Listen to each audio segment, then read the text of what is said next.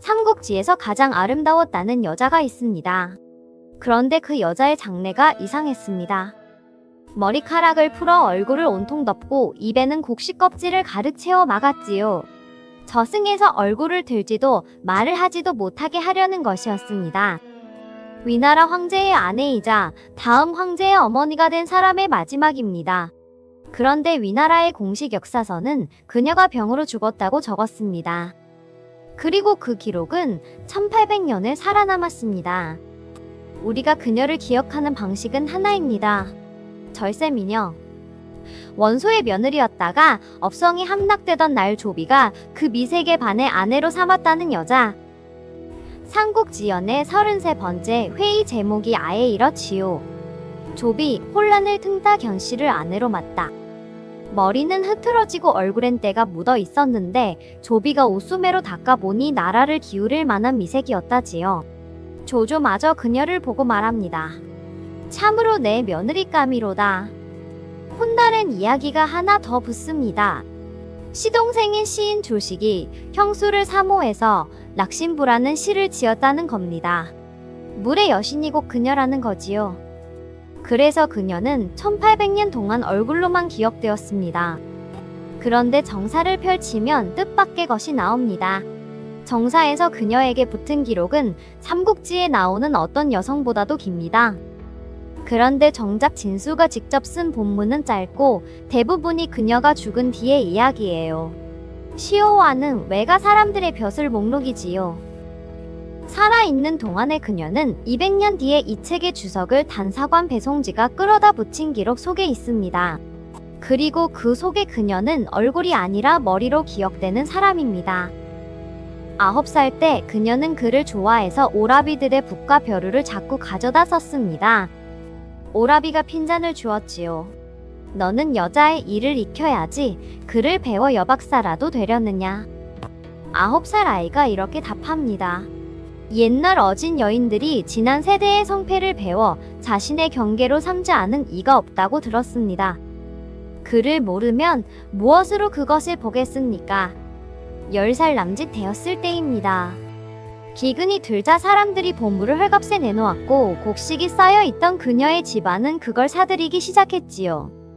그때 이 아이가 어머니에게 말합니다. 죄 없는 사람도 옥구슬을 품고 있으면 그것 자체가 죄가 되는 법입니다. 이웃이 굶주리는데 곡식을 나누어 주는 것만 못합니다. 온 집안이 그 말을 따랐지요. 10살 아이의 판단에 어른들이 진 겁니다. 그녀는 원래 원소의 둘째 아들 언니의 아내였습니다. 남편이 유주로 떠난 뒤에도 남아서 시어머니를 봉양하다가 그 자리에서 업성 함락을 맞습니다. 연희는 조비가 제 소매로 그 얼굴을 닦았다고 썼지요. 그런데 배송지가 인용한 위략의 기록은 조금 다릅니다. 그녀는 두려워서 시어머니의 무릎에 얼굴을 파묻고 있었고 원소의 아내는 스스로 두 손을 묶은 채였습니다. 들어온 조비가 말합니다. 유부인은 어찌 이러시오. 새 며느리로 하여금 머리를 들게 하시오. 얼굴을 들라는 명령이었습니다.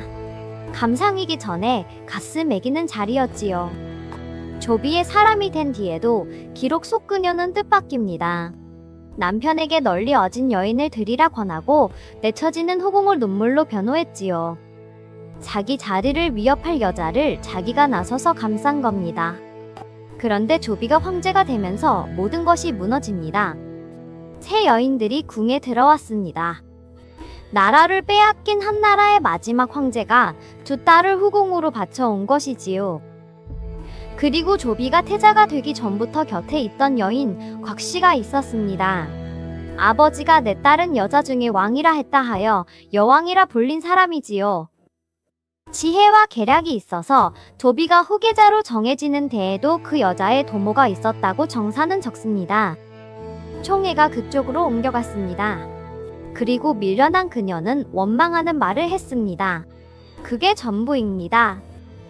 무슨 음모를 꾸민 것도 누구를 해친 것도 아니었지요. 말 한마디였습니다. 정사의 문장은 짧고 서늘합니다.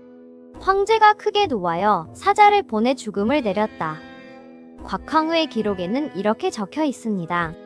견우의 죽음은 황후의 총애로 말미암은 것이었다. 여기서부터가 이 이야기의 진짜 핵심입니다. 위나라의 공식 역사서는 같은 사건을 전혀 다르게 적었습니다. 황후 자리를 권하자 그녀가 3번이나 사양했고 마침병이 깊어져 세상을 떠났다고요. 남편이 내린 사약이 정중한 사양과 병사로 바뀐 겁니다. 그런데 그 배송지가 이 대목에서 붓을 멈추고 못 박습니다. 조비가 견씨를 황후로 세우지 않고 죽음에 이르게 한 일은 사실이 분명하다. 헛된 글을 꾸며 이 지경에 이르렀다. 그리고 한 줄을 더 답니다. 이로 미루어 보면 여러 황후의 아름다운 언행이라는 것도 모두 실상으로 논하기 어렵다. 진수가 이것들을 깎아낸 것은 참으로 까닭이 있다. 여기서 정직하게 말씀드려야 할 게 있습니다. 배송지가 믿기 어렵다고 한 그 아름다운 언행에는 방금 들으신 이야기들도 들어갑니다. 9살의 대답도 후궁을 변호한 일도요. 전부 같은 책 위나라가 쓴 역사서에 실려 있거든요. 사람의 죽음을 꾸며낸 책이니 그 옆에 미담도 곧이곧대로 믿을 수 없다는 겁니다. 국가가 한 줄을 고쳐 쓰는 순간 한 사람의 사입 전체가 함께 의심받게 된 겁니다. 그리고 그 죽음 뒤에 처음에 말씀드린 장례가 있었습니다. 배송지가 인용한 한진춘추라는 책의 기록입니다. 그녀를 장사 지낼 때 머리를 풀어 얼굴을 덮게 하고 곡식 껍질로 입을 막게 했다. 죽은 뒤에도 억울함을 말하지 못하게 한다는 뜻이었지요. 그리고 그 자리를 차지한 곽후가 죽은 여인의 아들을 맡아 기르게 됩니다. 세월이 흘러 그 아들이 황제가 됩니다. 조예입니다. 그는 어머니의 죽음을 알게 됐지요. 여러 차례 눈물을 흘리며 태후가 된 곽씨에게 캐물었습니다. 한진춘추가 전하는 곽태후의 대답은 이랬습니다. 천재께서 스스로 죽이신 것인데 어찌 나에게 따지느냐. 또 너는 남의 자식으로서 죽은 아비의 원수를 갚겠다고 앞에 어미를 위해 뒤에 어미를 억울하게 죽이려느냐. 그 다음은 기록이 갈립니다. 한진춘추는 조예가 끝내 곽태후를 핍박해 죽였다고 적습니다. 반면 같은 배송지가 인용한 위략은 태후가 근심 끝에 갑자기 세상을 떠났고 조예는 그 뒤에야 진상을 들었다고 적지요. 진수의 본문은 사인을 아예 적지 않았습니다. 다만 두 기록이 한 가지에서는 일치합니다. 조예가 곽태후의 장례를 제 어머니가 당했던 그대로 치르게 했다는 것. 머리로 얼굴을 덮고 입을 막아서요. 그런데 그 조예가 곽태후에게 올린 공식 애도문이 위나라 역사서에 그대로 남아 있습니다. 슬프고 슬픈 자애로운 어머니여. 뜻밖의 중년에 갑자기 재앙을 만나셨도다. 가엾은 이 어린 자식이 외로이 슬픔에 꺾이는구나. 그 재앙이 자기 자신이었는데도요. 아들도 아버지가 하던 것을 그대로 한 겁니다. 황제가 된 아들은 어머니에게 문소황후라는 시호를 올리고 능을 옮기고 사당을 세웠습니다. 그 무렵 위나라 종묘를 지으려 땅을 파다가 옥새 하나가 나왔는데 거기 이렇게 새겨져 있었다지요. 천자가 자애로운 어버이를 그리워한다. 하지만 정작 그 모든 기록 어디에도 그녀의 이름은 없습니다. 연애는 그녀를 미색으로 그렸고 후대는 시인의 연인이라는 전설을 덧붙였습니다. 하지만 정사에도 연희에도 그런 로맨스는 없습니다. 우리는 흔히 역사를 승자의 기록이라고 말합니다. 그런데 이 이야기가 보여주는 건 조금 다릅니다. 승자는 기록을 지우지 않았습니다. 오히려 아름답게 고쳤었지요. 사양하는 황후, 병으로 죽은 황후로요. 거짓은 대개 침묵이 아니라 그럴듯한 미담의 얼굴로 옵니다. 그리고 그 거짓말은 그 옆에 적혀있던 진실까지 같이 믿을 수 없게 만들었지요. 200년 뒤에 한 사관이 그 문장을 의심하지 않았다면 우리는 지금도 그녀가 병으로 죽었다고 알고 있었을 겁니다. 우리가 그녀에게서 가진 건 성 하나와 시호 하나뿐입니다. 견씨 그리고 문소. 이름조차 남지 않은 여인. 얼굴로만 기억된 사람의 이야기였습니다.